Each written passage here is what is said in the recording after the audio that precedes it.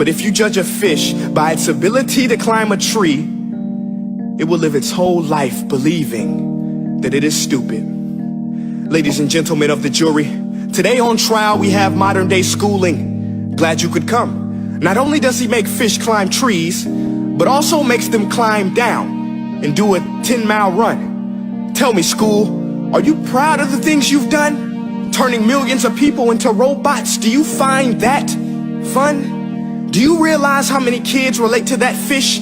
Swimming upstream in class, never finding their gifts, thinking they are stupid, believing they are useless? Well, the time has come, no more excuses. I call school to the stand and accuse him of killing creativity, individuality, and being intellectually abusive.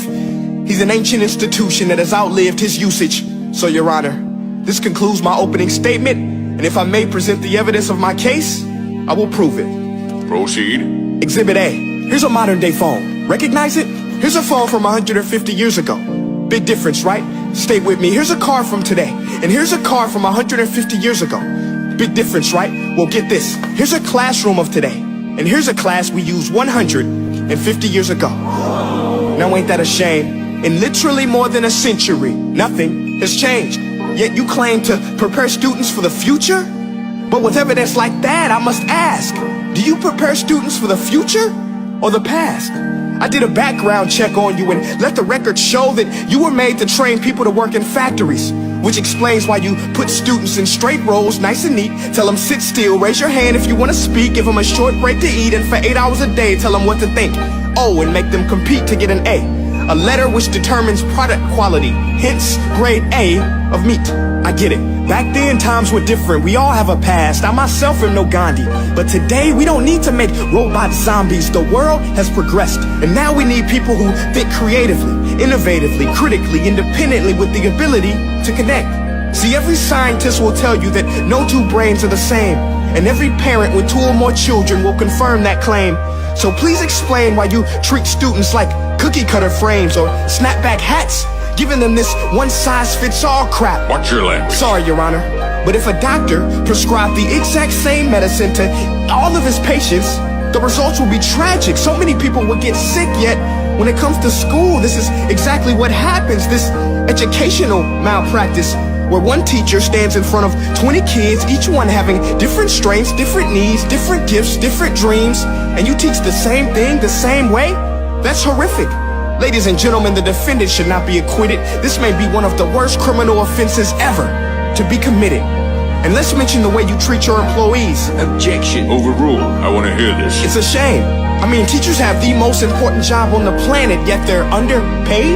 No wonder so many students are short-changed. Let's be honest, teachers should earn just as much as doctors, because a doctor can do heart surgery and save the life of a kid, but a great teacher can reach the heart of that kid and allow him to truly live. See, teachers are heroes that often get blamed, but they're not the problem. They work in a system without many options or rights. Curriculums are created by policymakers, most of which have never taught a day in their life. Just obsessed with standardized tests. They think bubbling in a multiple choice question will determine success. That's outlandish. In fact, these tests are too cruel to be used and should be abandoned, but don't take my word for it.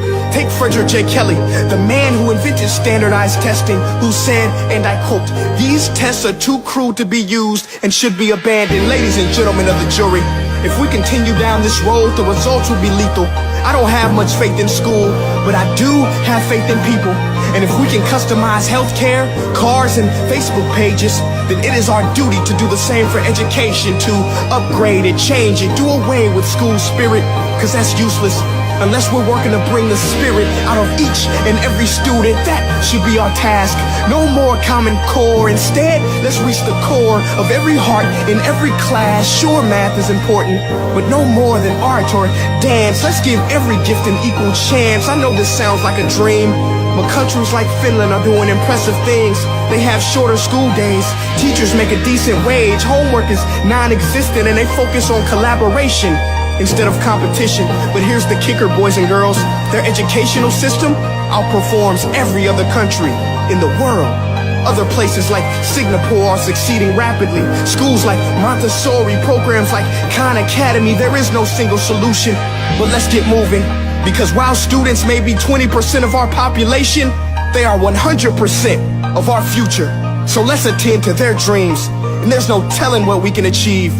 This is a world in which I believe, a world where fish are no longer forced to climb trees. I rest my case.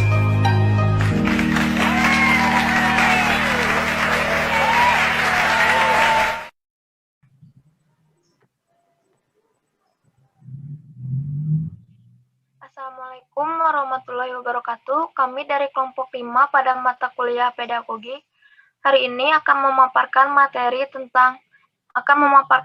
pedagogik tentang situasi pergaulan dan situasi pendidikan serta alat pendidikan dengan dosen pengampu Dr. Randa Aas Saraswati MPD yang beranggotakan Vina Sofia Indriani, Wahyuni Mufidah, Anissa Zahira Sofa, Prawita Rismatio, Kirana Farisa, dan terakhir Salwa Regina.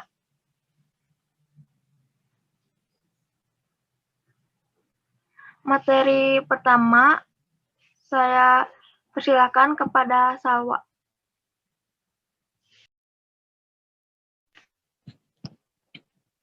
Baik, saya Salwa Regina Anggraini dengan NPM 205060127 akan memaparkan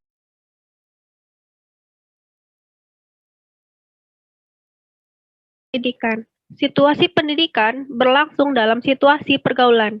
Apabila dalam suatu pergaulan antara orang dewasa dan anak didasarkan atau atas suatu tujuan pendidikan untuk mencapai tujuan pendidikan, maka situasi pergaulan yang tercipta adalah situasi pendidikan. Situasi yang timbul telah diisi dengan tindakan pendidikan dan dengan demikian menjadikan situasi tersebut menjadi situasi pendidikan.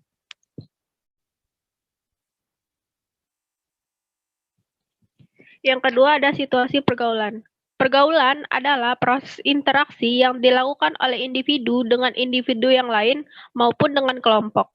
Seperti yang dikemukakan oleh Aristoteles bahwa manusia sebagai makhluk sosial atau zoonpolitiken, yaitu artinya manusia sebagai makhluk sosial yang tak lepas dari kebersamaan dengan manusia lain.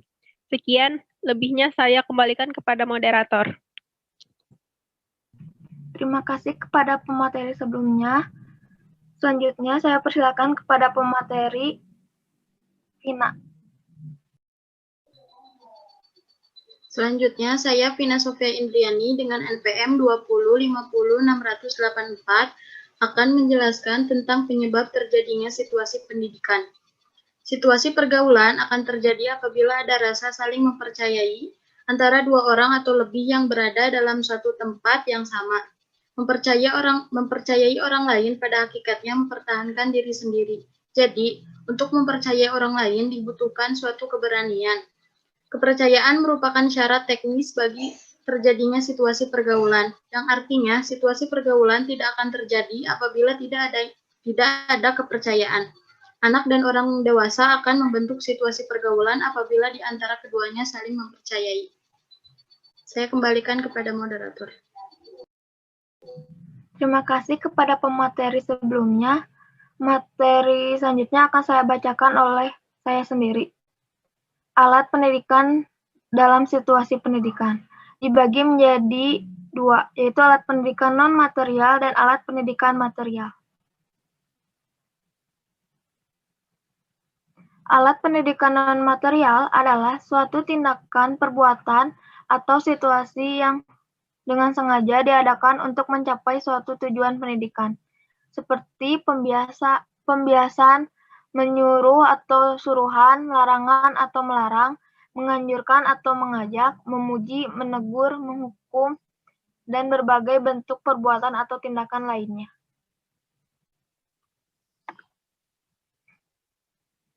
Alat pendidikan material adalah berbagai perlengkapan yang digunakan untuk keperluan pelaksanaan proses pendidikan. Biasanya berbentuk seperti sarana dan prasarana. Sarana adalah alat bantu pelajaran yang langsung dapat dipakai pada waktu interaksi belajar mengajar yang sedang berlangsung. Sedangkan prasarana adalah semua alat bantu pengajaran yang sifatnya tidak langsung. Sarana terdiri dari alat berat atau hardware dan alat ringan software. Untuk materi selanjutnya, saya persilakan kepada pemateri selanjutnya, yaitu Prawita. Saya Prawita Rismatio Sinaga dengan NPM 205060118 akan membahas tentang kriteria alat pendidikan. Yang Langenfeld 1980 mengelompokkan menjadi 5 jenis kriteria alat pendidikan. Yang pertama, perlindungan. Perlindungan merupakan syarat dasar bagi semua pergaulan termasuk di dalam pergaulan pendidikan. Perlindungan harus datang dari orang dewasa yang bertindak untuk melindungi anak didik baik jasmani maupun rohani. Yang kedua, kesepahaman. Kesepahaman timbul karena orang dewasa, baik disadari maupun tidak disadari, ini akan menjadi contoh atau teladan bagi peserta didik. Dan sebaliknya juga, disadari atau tidak disadari, anak akan mencoba atau meniru perbuatan pendidik. Yang ketiga, kesamaan arah dalam pikiran dan perbuatan. Kesamaan arah dalam pikiran dan perbuatan dapat berupa pembaruan dari pendidik dan penyesuaian diri anak didik. Jadi, kesamaan arah ini terjadi antara perbuatan pendidik dan perbuatan anak didik. Yang keempat, perasaan bersatu. Perasaan bersatu timbul karena interaksi yang berlangsung antara pendidik dan anak didik yang bersifat kekeluargaan. Tindakan atau perbuatan pendidik untuk memelihara perasaan bersatu dapat berupa menasehati, menegur, dan dapat juga memberikan hukuman. Yang terakhir, pendidikan karena kepentingan diri sendiri. Berarti, si anak telah menyadari kepentingan diri sendiri dan dapat bertanggung jawab untuk membentuk dirinya sendiri. Memberi kebebasan terhadap anak didik merupakan alat pendidikan yang terakhir karena anak didik harus bertanggung jawab untuk mencapai kedewasaannya. Selanjutnya, saya kembalikan kepada moderator. Terima kasih kepada pemateri sebelumnya. Selanjutnya, saya persilakan kepada pemateri, yaitu Anissa Zahira. Baik, perkenalkan nama saya Anissa Zahira dengan NPM 205060109. Jenis alat pendidikan ada pengawasan, pembiasaan, perintah, larangan, dan hukuman.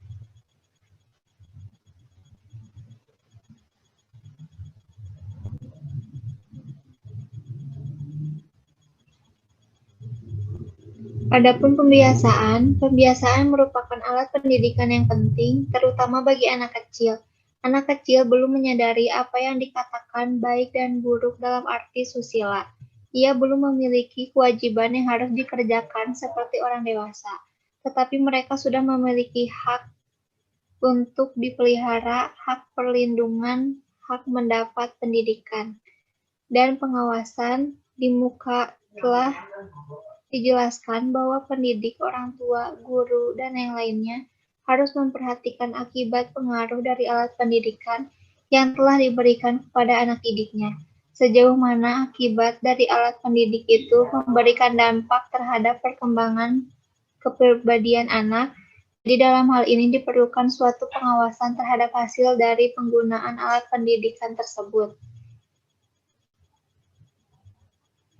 Dan yang terakhir ada perintah. Perintah dapat merupakan suatu isyarat atau petunjuk yang diberikan seorang pendidik untuk melakukan sesuatu atau untuk menaati sesuatu peraturan tertentu yang berlaku dalam lingkungan. Misalnya dalam keluarga ada aturan-aturan tertentu yang diberlakukan oleh orang tua bagi anak-anaknya.